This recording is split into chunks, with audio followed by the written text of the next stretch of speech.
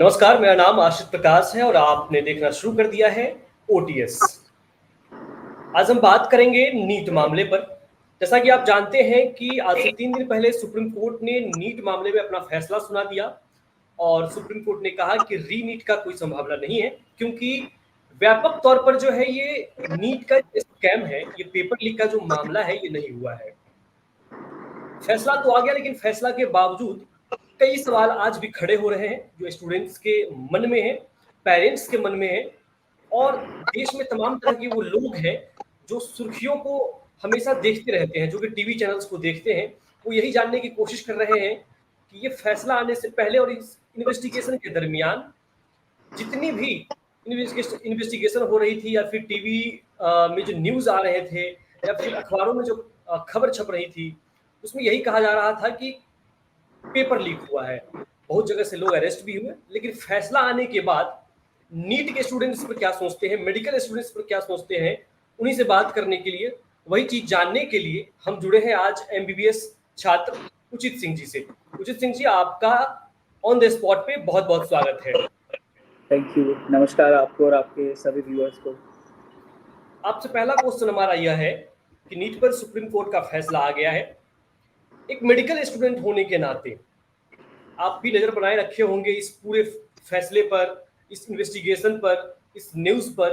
आप क्या सोचते हैं इस पूरे मामले को देखकर? पहले तो बहुत बहुत धन्यवाद आपका मुझे आमंत्रित करने के लिए इस मंच पर। आपके प्रश्न के साथ अगर मैं जाऊं तो एज अ मेडिकल स्टूडेंट, एक मेडिकल छात्र होने के नाते पहले तो अ, ये लगता है मन में कि अच्छा है कि हम सही समय पर मेडिकल स्कूल या मेडिकल इस एडमिशन ले लिया विद्यालय में। लेकिन दूसरी तरफ मन में ये संदेह और मन में ये विचार भी आते हैं कि उनका क्या जो अभी इस एग्ज़ाम को दे रहे हैं, हम भी कभी उस समय में थे, हम भी उस प्रिपरेशन फेज से गुजरे हैं। और सर मैं आपको बताऊं, वो 4-5 साल जो बच्चा प्रिपेयर करता है इस एग्ज़ाम के लिए, वो सिर्फ एक एग्ज़ाम के लिए प्रिपेयर नहीं कर रहा होता है, वो हर दिन सोचता है उस वाइट कोट के बारे में, वो हर दिन सोचता है वो स्टेथोस्कोप के बारे में जो उसे मेडिकल कॉलेज में पढ़ाई करने के बाद मिलेगा। और ऐसी चीज़ें हो जाने पर डिसअपॉइंटमेंट तो होता ही है, पर ये एग्ज़ाम जैसे नीट एग्ज़ाम है, ये एक symbol of pride, symbol of status भी है for society, for family, for जो एग्ज़ाम दे रहा है उसके लिए भी। और अगर ऐसी चीज़ें होती हैं तो प्रेशर हर जगह से आता है बच्चे के ऊपर, पेरेंट्स की तरफ से भी, सोसाइटी की तरफ से भी। और अंतर मन वो इंट्रोस्पेक्ट करता है कि क्या मुझे ये फील्ड छोड़ देना चाहिए, क्योंकि अगर ऐसी चीज़ें हो रही हैं जैसे कि आपने बताया, नीट लीक की जो खबरें आई थी, मैं भी सब पे I was keeping a watch कि क्या क्या हो रहा है। पटना हो, हरियाणा हो, झज्जर सेंटर जो था, हर जगह खबरें आ रही थी। और ये जो इतनी लंबी लड़ाई लड़ी है हमारे टीचर्स ने, अगर मैं एक नाम लेना चाहूँ, आप अलाउ करें, अलग पांडे सर का, जी। उन्होंने बच्चों के साथ खड़े रहकर इतने अच्छे से लड़ाई लड़ी है जैसे उनकी खुद की लड़ाई हो। पर if it all boils down to, अगर इसका निष्कर्ष यही निकलता है कि सुप्रीम कोर्ट, हमारा सर्वोच्च न्यायालय ये कह दे कि लीक नहीं हुआ है पेपर, तो बहुत डिसहार्टनिंग है, ये बहुत दुखद है बच्चों के लिए। ये फैसला आपके लिए कैसा था पर्सनली, और आपके साथ पढ़ रहे और भी आपके जो कलीग्स हैं, सभी लोग देख रहे होंगे। अभी अभी आपके जूनियर्स ने एडमिशन लिया होगा या फिर आपसे जुड़े हुए और भी स्टूडेंट्स होंगे जो नीट का एग्जाम दे रहे होंगे, जो आपसे सजेशन लिया करते होंगे। उन लोगों के दिल पर ये कितना प्रभाव पड़ा, उनके मस्तिष्क पर ये कितना प्रभाव पड़ा, इसके बारे में थोड़ा बताइए। तो जैसे कि मैंने बताया कि सबसे पहला थॉट या सबसे पहला विचार ये आता है कि हम सही समय पर आ गए, ये हमारे साथ भी हो सकता था। अगर मैं आपको बताऊं कि मैंने एग्ज़ाम दिया था 2021 में, और जब मैं एग्ज़ाम देकर आया, जब मैं आंसर्स मैच कर रहा था, तो एक तरफ मैं अपनी स्क्रीन पर देख पा रहा था नीट पेपर लीक की खबरें और नीट पेपर रिकंडक्ट होगा। तो मेरा ये मानना है, या मेरी ये समझ है कि ये जो नीट लीक या पेपर लीक की खबरें या जो चीज़ें होती हैं, ये होती रही हैं पहले से भी, पर इस बार ये बड़े स्केल पर हुई है। तो ये चर्चा का विषय इसलिए भी बन गया अमंग मेडिकल स्टूडेंट्स। और ये चर्चा का विषय बना तो बना ही, साथ में ये अथॉरिटी एनटीए पर भी एक सवाल खड़ा कर देता है कि क्या वो सही से पेपर कंडक्ट करा पा रहे हैं, क्या सरकार को इंटरवीन करना चाहिए जिस तरीके से वो पेपर कंडक्ट करा रहे हैं। नीट यूजी एक एग्ज़ाम जो जिसके बारे में हम बात कर रहे हैं वो पेपर लीक हुआ। उसके अलावा एक नेट एग्ज़ाम होता है, वो भी एनटीए कंडक्ट कराता है, वो भी एक दिन पहले लीक हो गया था। तो ये जो सारा सिनेरियो है ये एक बड़ा क्वेश्चन मार्क रेज करता है एनटीए पर एज अथॉरिटी, क्या वो केपेबल हैं ऐसे इम्पोर्टेंट एग्ज़ाम कंडक्ट कराने के लिए जिनसे लोगों की लाइफ जुड़ी होती है। जो लोग सोचते हैं कि अगर ये एग्ज़ाम क्रैक कर लिया तो शायद मैं स्टेबल हो जाऊं लाइफ में, तो शायद मैं अपने पेरेंट्स का अपना सपना पूरा कर पाऊँ। तो हाँ, एज मेडिकल स्टूडेंट्स हमारे लिए भी बहुत ये डिसहार्टनिंग था, ये नहीं होना चाहिए था। ये उन स्टूडेंट्स को कैसे इम्पैक्ट करता है जो स्टूडेंट तैयारी कर रहे होते हैं या फिर जिन्होंने इस बार एग्जाम नहीं दिया है, अगली बार देंगे, जो भी सोच ही रहे हैं, पहली बार तैयारी कर रहे हैं, क्या उन्हें इस बात का डर रहता है कि हर बार नीट का पेपर लीक हो रहा है, मैं एग्जाम दूं भी या नहीं भी दूं? पहले के अगर संदर्भ में बात करूँ तो शायद नहीं रहता हो, लेकिन अब जो सिनेरियो हुआ है इतना बड़ा, ये जो नीट लीक का स्कैम हुआ है, उसके बाद फॉर श्योर रहेगा, ये डर रहेगा। और जिन्होंने एग्ज़ाम अभी दिया है और वो एक्सपेक्ट कर रहे थे कि शायद उनका स्कोर अच्छा है, अच्छा भी आया है, पर ये जो स्कैम हुआ है उसकी वजह से अनडिजर्विंग कैंडिडेट्स शायद ज़्यादा मार्क्स ले गए हैं और उनकी सीट वो नहीं ले पाए जो डिजर्विंग कैंडिडेट्स हैं, तो उनके लिए डिमोटिवेटिंग है फॉर श्योर। उचित कई जगह ऐसे भी मामले आए जैसे आप एमबीबीएस की पढ़ाई कर रहे हैं और कई जगह ऐसे ही हैं जो एमबीबीएस की पढ़ाई करने के दरमियान ऐसे पेपर लीक मामलों में फंसते हैं या फिर कहें कि वो जानबूझकर जाते हैं पेपर लिखने में। आप स्टूडेंट हैं, आप पहले से पढ़ाई कर रहे हैं, थोड़ा सा इसके बारे में हमें बताइए, ये कैसे होता है ये सब चीज? मेरे को पूरी नॉलेज तो नहीं है इस बारे में, बट जितना मेरे को पता है मैं आपके साथ शेयर करूँगा। इसका मेन रीज़न तो यही है कि फाइनेंशियली एक तो जिन जो नहीं अच्छा कर रहे हैं, जिनके पास इनकम सोर्सेज नहीं है, या जो लोअर सोशल इकोनॉमिक स्टेटस से बिलोंग करते हैं, ऐसे स्टूडेंट्स, ऐसे मेडिकल स्टूडेंट्स ऐसे झांसे में फंस जाते हैं इजीली, क्योंकि वो अच्छा खासा अमाउंट आपको पे कर रहे होते हैं या ऑफर कर रहे होते हैं एज अ प्रॉक्सी बैठने के लिए उन मेडिकल उन अभ्यर्थियों के लिए जो एग्ज़ाम देंगे। अभी कुछ दिनों पहले मैं अपने एक फ्रेंड से डिस्कस कर रहा था इस बारे में कि ये सब होता कैसे है।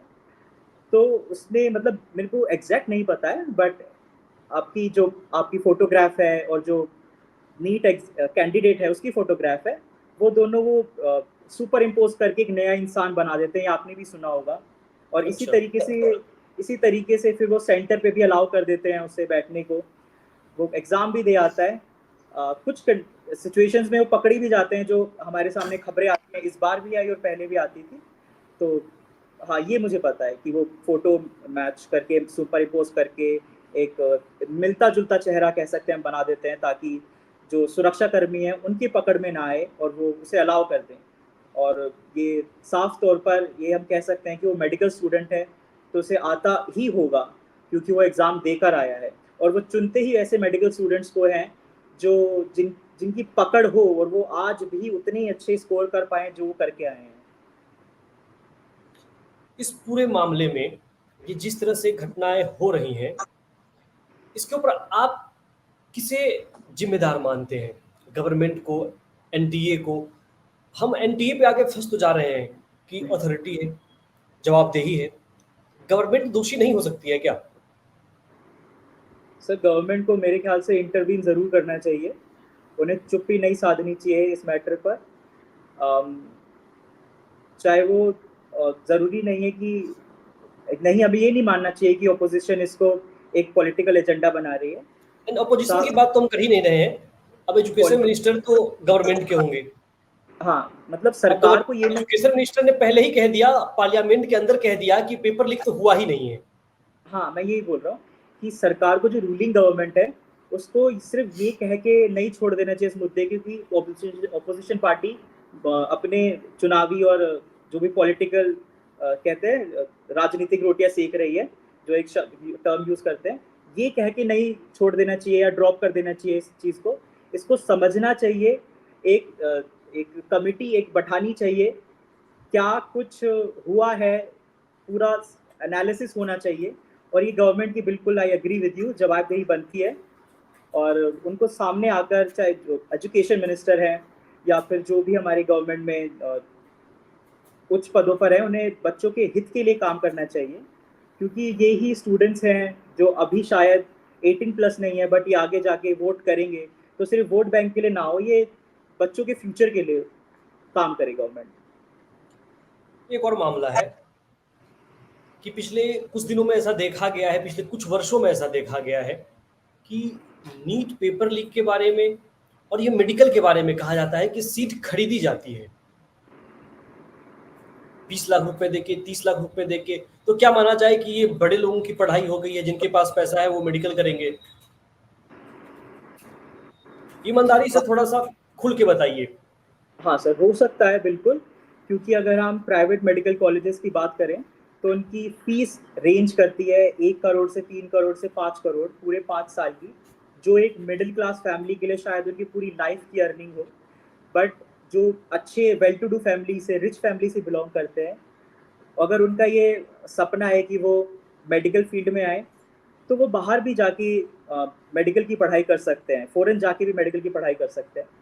लेकिन शायद वो 19 या 90-70 लाख का जो फर्क है, जो कहीं 1 करोड़ देना पड़ रहा है पढ़ाई करने के लिए, और कहीं 20 लाख में अगर आपको पेपर मिल जा रहा है या 20 लाख में आपको सीट मिल जा रही है, तो वो हाँ उनके लिए फायदेमंद है, क्योंकि ज़मीर उनका जिंदा नहीं है अगर वो इस तरीके से सोचते हैं कि सीट खरीद के वो मेडिकल फील्ड में आएंगे फिर डॉक्टर बन जाएंगे।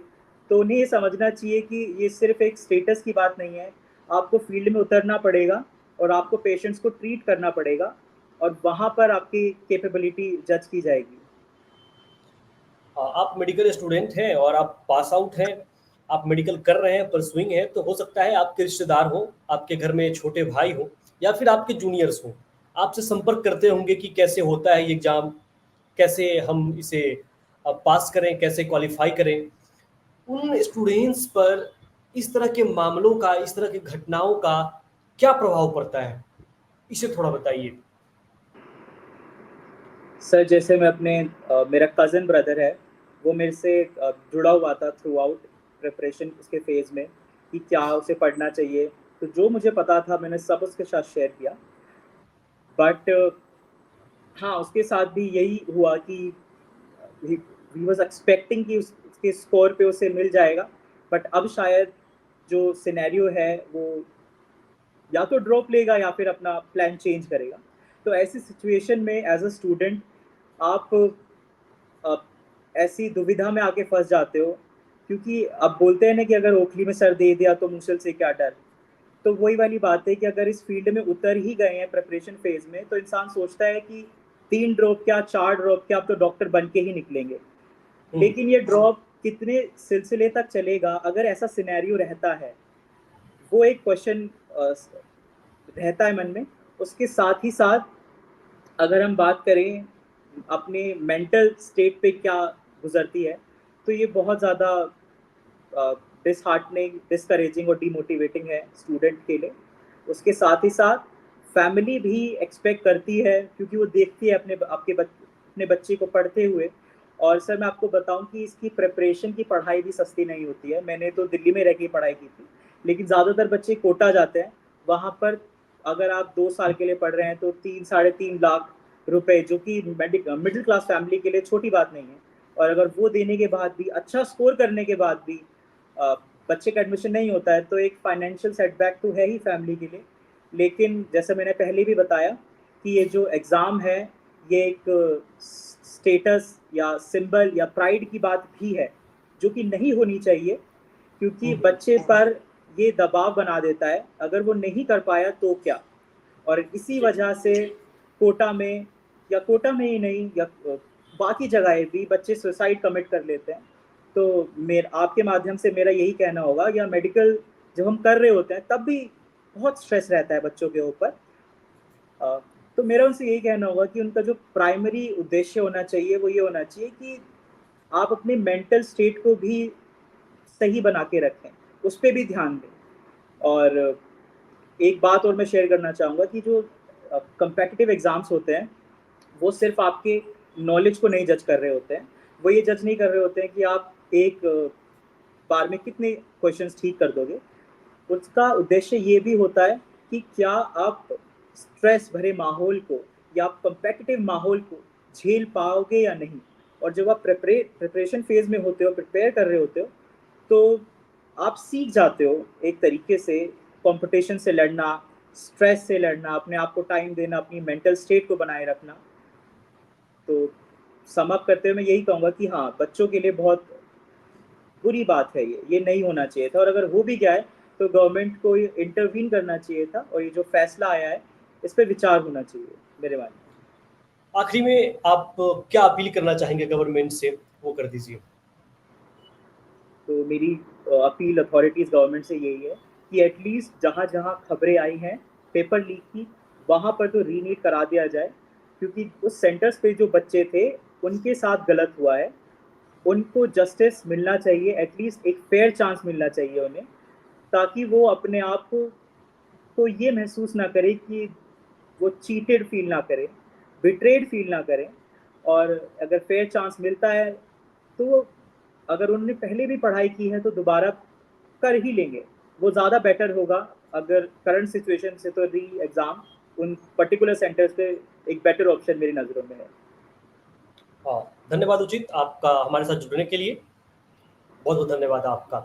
तो अभी आप सुन रहे थे उचित सिंह को, जो कि एमबीबीएस के छात्र हैं। उन्होंने बताया इस नीट मामले में क्या कुछ हुआ, क्या कुछ होना चाहिए, और उन्होंने गवर्नमेंट से अपील भी की है आखिरी में कि जहां कहीं भी पेपर लीक का मामला आया है, कम से कम वहां के स्टूडेंट्स के लिए जो है रीनीट करवा दीजिए। ये गुहार लगाई है सरकार से।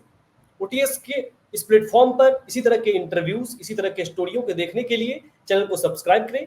आपकी क्या प्रतिक्रिया है इस वीडियो पर कमेंट बॉक्स में जरूर छोड़ें। अभी के लिए बस इतना ही, धन्यवाद।